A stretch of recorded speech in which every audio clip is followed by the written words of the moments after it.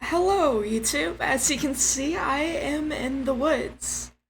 Um, Now the reason oh, I think I'm being a little bit too loud. I'm glitching out my audio program. Give me a second, I'll be right back. Is it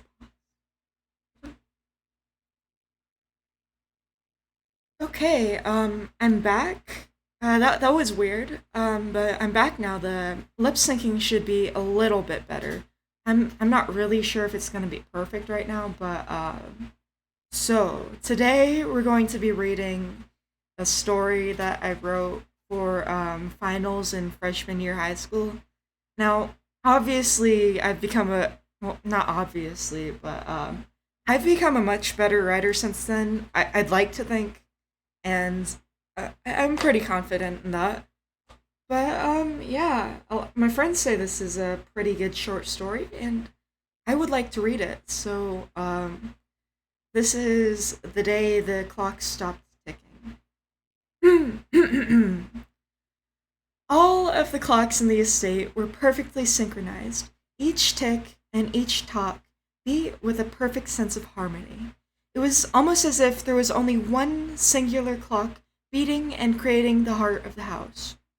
Lorelei loved going about her home, exploring every room, nook, and cranny.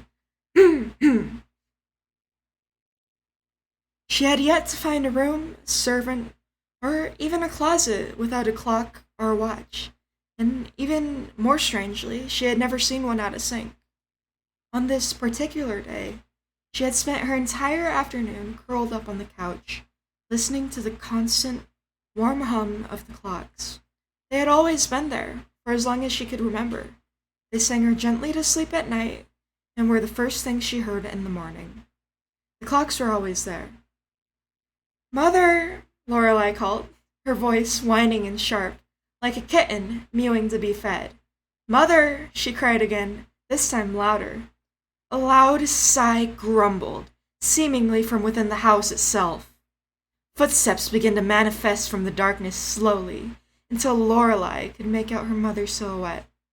"What do you want?" asked the woman. "I'm bored," replied Lorelei. She put her hands behind her back and looked at the ground and shuffled her feet quietly. As she shuffled her feet quietly, Lorelei's mother sighed, wondering what her daughter would ask for this time. The girl always had a poor habit of asking for things without ever using for them. Without ever using them. "Geez, I can't read today."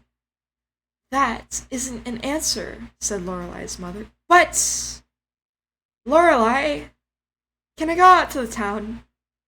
Lorelei's mother looked at her, in a similar fashion to that of a butcher eyeing up a large piece of meat. She met the girl's eyes, looked down, and looked back up. Then, after a lifetime of silence, she sighed. "Okay, just let me go get someone to take you." Soon after, Lorelei was in a carriage on the way to town, counting the minutes with her pocket watch.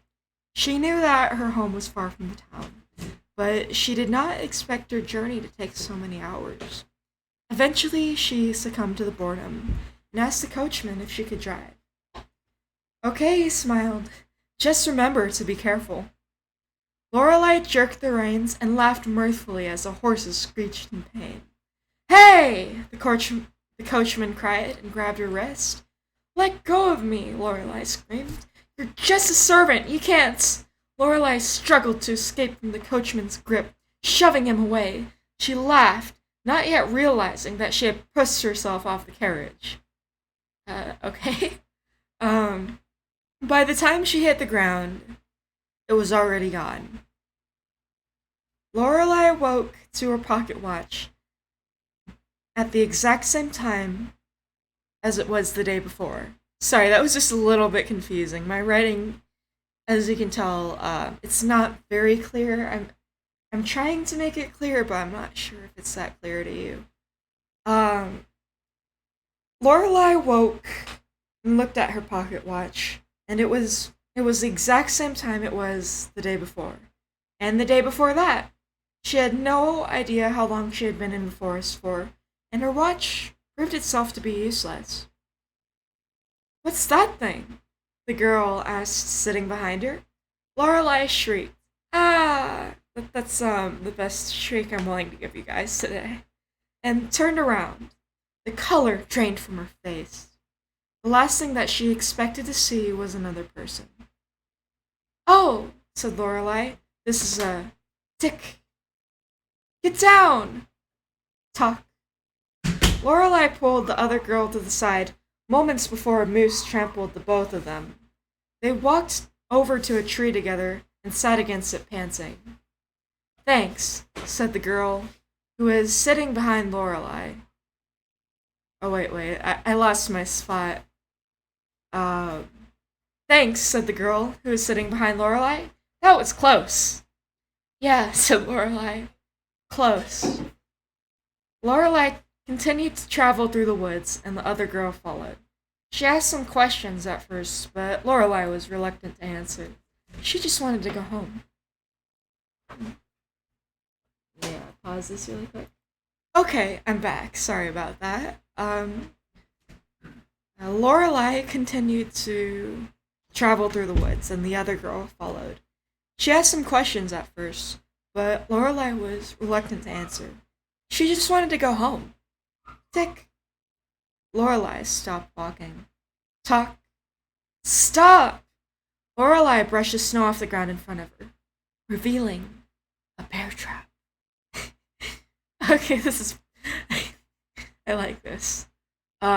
She sighed and sat down to catch her breath. Okay, said the other girl. You have to tell me how you did that. Will it make you stop talking? No. Then I don't know how. The other girl sighed. Where are you trying to go? Home. How far is your home from here? According to this watch, I should have reached it by now, Lorelei sighed. And then the watch stopped ticking. Lorelei's eyes sunk. She could feel her heart drop. Her entire life she had not seen a clock at a sink. Out of all the clocks they could have given her, Lorelei's parents gifted her the one singular clock that didn't work. She cursed under her breath and threw the watch away. When Lorelei arrived outside her home, she was not greeted by the usual harmony of the clocks. They were letting out a loud, discordant tune, reminiscent of what Lorelei had once perceived them as. She looked at her home, thought for a moment, and turned back around to the girl. Hey, I'm Lorelei. Probably should have asked this earlier, but... What's your name? I'm May. The end. That's the book I wrote. Or not book, but short story I wrote a while ago. This was a couple of years ago now that I wrote this. That's pretty crazy, but yeah, that was fun. I liked reading it. So if you want more content like this, leave a comment down below. I want to make videos that my viewers like. So yeah, I would give a thumbs up, but I don't have arms. I'm like a me.